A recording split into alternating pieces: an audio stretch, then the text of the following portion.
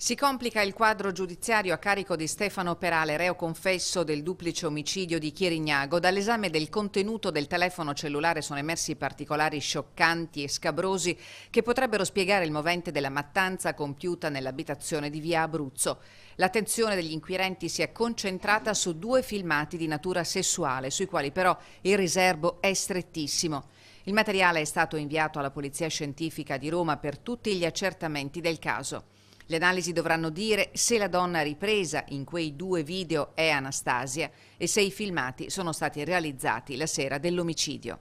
La risposta pare orribilmente scontata. La procura ora sta cercando di approfondire se sul corpo della donna siano stati trovati segni di violenza sessuale. Resta da capire la ragione della presenza di due divaricatori vaginali, strumenti che Perale potrebbe essersi procurato online esattamente come grazie alla rete sarebbe riuscito ad acquistare il cloroformio.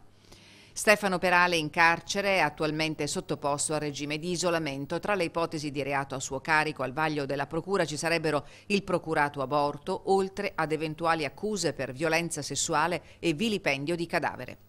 A Sant'Arpino, nel frattempo, sono stati celebrati i funerali di Biagio Buonomo. Le esequie di Anastasia Shakurova potrebbero avere luogo nelle prossime ore.